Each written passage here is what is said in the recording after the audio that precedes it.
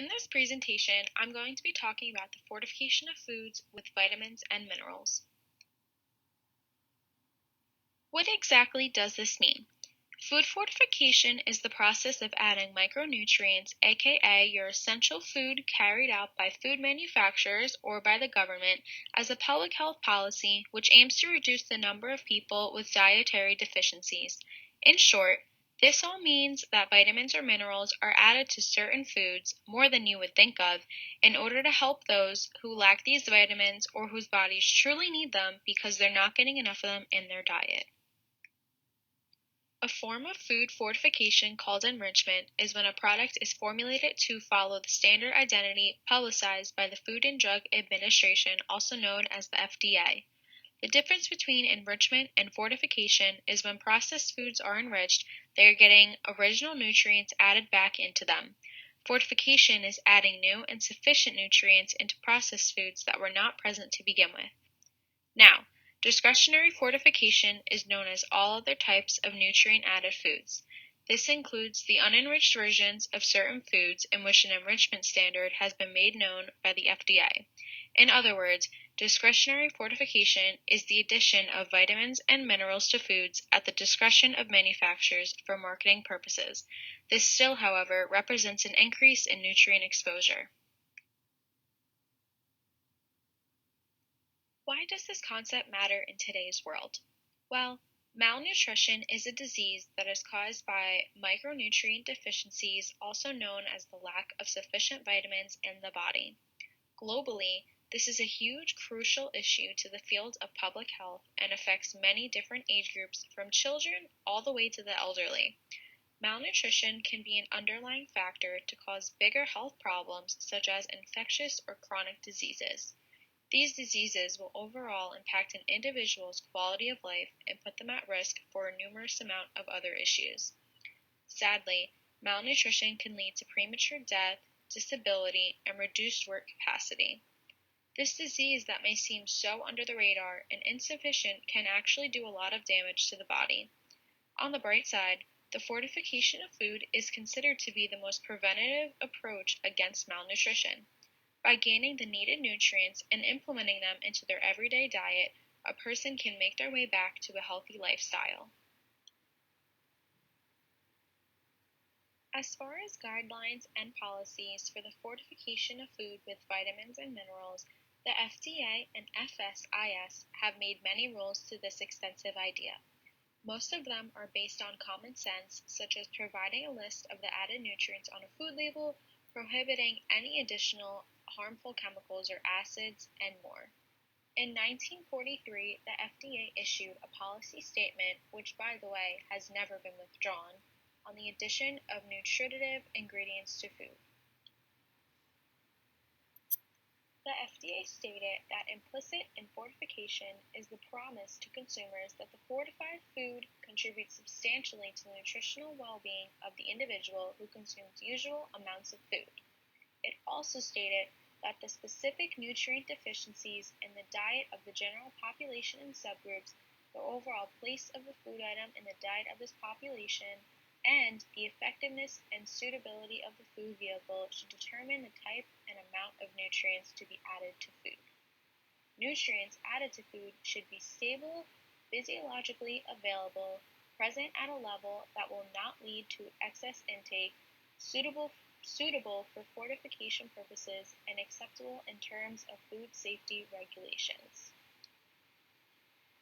The fortification of foods with vitamins and minerals guidelines and policies overall concludes with links to food labeling that specifies claims and statements on the label cannot be false or misleading. Another point mentioned in the fortification policy is that the FDA does not consider it appropriate to fortify fresh produce, meat, poultry, or fish products, sugars, or snack foods, also known as candies or carbonated beverages. Now, let's discuss the two perspectives on food fortification. As much as there are many pros to this concept, such as being a cost-effective method, there are also some cons. One major downside to the fortification of foods is the potential excessive intake of vitamins or minerals. For example, Individuals with an iron deficiency are going to try their best to consume iron-filled foods or supplements, but they shouldn't just rely on these foods that will help them gain normal iron levels. By doing so, they will be missing out on the other nutrients that their bodies need and will then be lacking in them. Following a balanced diet and knowing exactly what you're putting into your body is essential when following a food fortification plan. As you can see in this slide, there is a comparison of a nutrition label between fortified potato chips and veggie chips. If you look closely, the fortified labels show the vitamins and minerals that were added through the other ingredients. It doesn't necessarily change the nutrition facts a whole lot, but it's allowing an individual to gain some nutrients that are missing out on through an enjoyable snack. This by no way means they should consume potato or veggie chips whenever they need a vitamin fix, but can turn to them when they're lacking potassium or calcium. Stepping aside from a negative aspect of food fortification, let's dive into some awesome benefits. First and foremost, by following this method of gaining nutrients, you'll be able to consume the vitamins and minerals needed for bodily function. This can be an enjoyable experience because it will help an individual figure out a healthy way to gain what they're missing and discover foods they like. There are plenty of healthy options out there that will help a person get their vitamins. Food fortification is necessary for both developed and developing countries to ensure optimal levels of essential nutrients and processed foods, improving their suitability for human nutrition and preventing many diseases. Also, food fortification leads to rapid improvement in the micronutrient status of the population and at a reasonable cost. Can you ask for anything better? Long-term measures have been implemented to combat vitamin A and iron deficiencies, specifically fortification of cotton oil with vitamin A and of wheat flour with iron, zinc, folic acid, and vitamin B. Multiple micronutrient fortification appears relatively more beneficial and should be considered because multiple micronutrient deficiencies coexist in many cases. In other words, food fortification is a highly beneficial method of gaining vitamins and minerals for the body and can be a leading factor in helping decrease the number of deficiencies all around the world. Back to some disadvantages in regards to the fortification of foods, I'll highlight over the idea of overconsumption again. This is the main issue when it comes to food fortification, so it's important to fully understand the concept of it. Consuming too much of one vitamin will lead to the lack of others and can cause problems in the human body depending on an individual. Furthermore, the use of supplements can be a big factor in overconsumption. Like I used as an example before, let's say my body lacks iron. If I begin to take an iron pill daily and then eat foods loaded with iron all day, such as spinach, meat, legumes, etc., I'm going to be missing out on the other vitamins that my body needs to function, such as calcium, B12, and more. Some more disadvantages to food fortification of not knowing how much to intake, which once again is important when following this method. An interesting disadvantage is the quality of food products could be put at risk. This means when foods are being processed, they could be losing other essential nutrients when being replaced with others. It's important to do research on what you're eating and especially the brands that you're buying. To add on to that idea, the percentage loss of different vitamins during processing and storage may be significant, especially for vitamins C, A, folic acid, and niacin. It is useless to fortify foods if the nutrient concentration decreases after fortification so that when the food is consumed, the nutrient is no longer present. However, this isn't stating that this happens to all foods that get fortified, but it's definitely something to think about. You don't want to miss out on the other beneficial nutrients that are being lost when being processed or stored. Just to get a better understanding of everything I've talked about so far, I've provided a short video on the general idea of food fortification, along with some ideas that I've mentioned.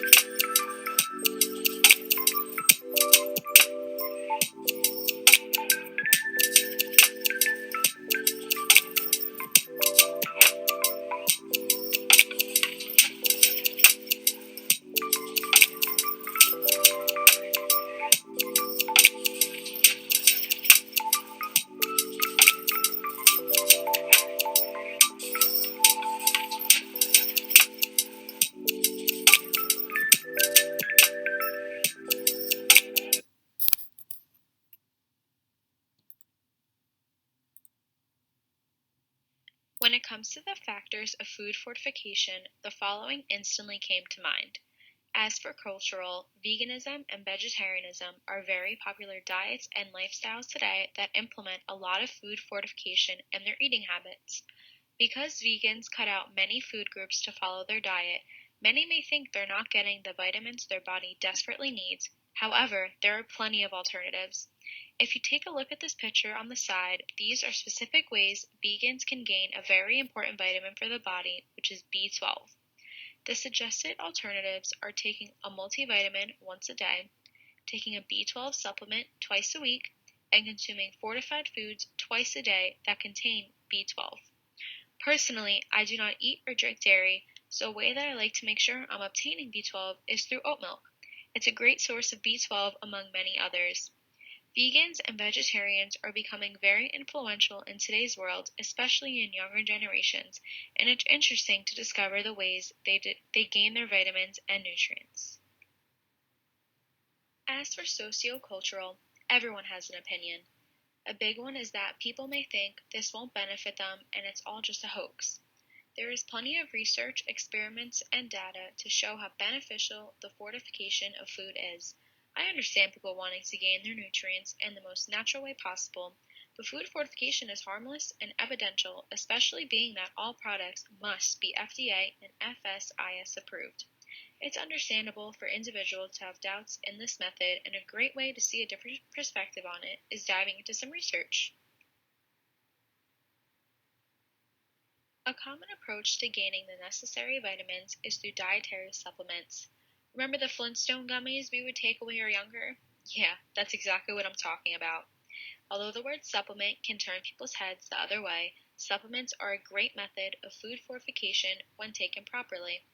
Nearly every vitamin or nutrient is made in the form of a supplement, so it's a convenient way for most people to get their daily dose of vitamins. Vitamin D deficiency is the most frequent deficiency worldwide and affects an estimate of over 80% of children. However, the risk of vitamin D deficiency is higher in pregnant women, the elderly, children, and those with limited sun exposure. These specific groups have been researched to receive the least amount of vitamin D through any type of source. A vitamin D supplement helps maintain bone health, muscle strength, and immune function. When COVID-19 hit America, vitamin D was flying off the shelves because of its effectiveness on the immune system. Vitamin D also has anti-inflammatory and antioxidant properties in controlling asthma, eczema, upper respiratory tract infections, type 1 diabetes, and cancer prevention. Other common dietary supplements that are essential for the human body are zinc, iron, and vitamin B12. There are, of course, other ways to consume these vitamins, but a dietary supplement is the most convenient and sometimes the least expensive. Dietary supplements are a multi-billion-dollar industry in the US, and their use is increasing rapidly. Additionally, many foods and beverages are increasingly being fortified with single or multiple vitamins and minerals. On to an interesting part of the fortification of foods with vitamins and minerals, the most common fortified foods. According to the Food and Agricultural Organization of the United Nations, cereals, milk and dairy, wheat flour, and rice and salt are the most common fortified foods. These products are all produced in a mass amount, so it makes sense as to why they're the most common. As for cereal, it's fortified with many nutrients, especially for children, but some I wanted to highlight on are niacin, B6, and iron. Niacin maintains a healthy cholesterol. Vitamin B6 helps with a multitude of body functions involving metabolism, and iron helps with growth and development. These minerals are very popular in most cereals. As many people know, milk and dairy products are packed with calcium, which helps support bone and teeth strength, as well as muscle movement and brain power. An interesting mineral that maybe you haven't heard of is folate or folic acid, and that is fortified in wheat flour, rice, and other grains. It helps treat anemia as well as helping women who want to become pregnant. And of course, I'm sure it's well known that salt is fortified with lots of iodine. This helps promote thyroid health, which is vital for our brains and overall health. Next, I will go through the main methods of food fortification. First, we have commercial and industrial, which produces wheat flour and cooking oils. These items specifically can be fortified with vitamins and minerals so that when a person uses them to cook or bake, they are already soaked up into the food or anything else they use these for and can consume the needed nutrients this way. Second, we have biofortification, or in other words, breeding crops to increase nutritional value. What this means is farmers or companies with a plantation can inject, sprinkle, spray, or etc. the necessary vitamins into these crops so that way when they grow they will obtain the desired nutrients and be distributed accordingly. Lastly, we have home fortification, which I believe can be the most common method of food fortification. A popular example of home fortification is supplement drops, which are any vitamin or mineral that can be liquefied and are sold in food and drug stores. People can incorporate supplement drops into their breakfast foods, such as oatmeal and pancakes, or in smoothies and shakes. This style is also common for people who follow a diet for weight loss or those who want to consume their vitamins in an easier way. Basically, the main methods of food fortification are pretty simplistic and, of course, FDA approved. Now, switching gears, let's talk about the major question about food fortification. Who exactly should be investing in it? Should I be trying it? Should you be trying it? Let's find out. Fortified foods are sufficient for children with nutrient deficiencies. As we all know, kids tend to turn their head the other way when given nutritious foods such as fruits and veggies. Integrating food fortification into the diets of these children will help them consume the nutrients they lack through more desirable foods. Older adults and pregnant women can also benefit from the fortification of foods because, as we know, similarly to children, older adults tend to change their appetite as they grow older and may not want to eat the same nutritious foods because they want to indulge in the sugar-filled foods they feel they missed out on from watching their health. As for pregnant women, their appetites are certainly all over the place, and sometimes they just want to eat whatever is in front of them. Including food fortification in their diets can help them maintain the nutrients these two groups may begin to lack from the choice of their food. As for the obvious, individuals with a vitamin deficiency, as well as those who suffer from malnutrition, benefit greatly from food fortification. They'll be able to consume the vitamins and minerals that their bodies are lacking. Most interestingly, those who partake in special diets can also benefit greatly from fortified foods. Specifically, vegans can gain a great amount of nutrients through food fortification that they're missing from foods that don't fall into their diet. Vegans cut out dairy from their diets, which causes a lack of calcium, as well as cutting out meat, which can cause a lack of iron on top of vitamins B and D. By obtaining these vitamins through fortified foods, they will maintain a healthy diet and receive a consistent amount of the sufficient nutrients their bodies need. Overall, that is the gist of the basics of the fortification of foods with vitamins and minerals. I'll briefly go through what I just talked about and some new things we learned. First, food fortification benefits many people lacking the sufficient vitamins their bodies need. Malnutrition is the biggest global health issue that food fortification is needed for. A balanced and observant diet is vital when following food fortification to avoid excessive consumption. There are several methods to intake fortified foods, and it doesn't just have to be dietary supplements. And most of all, know if this is something that would benefit you. If this is something that appealed to you, try it out. You never know. Thank you guys so much for tuning in to my presentation on the fortification of food with vitamins and minerals. I hope something grabbed your attention, and most of all, I hope you learned something new.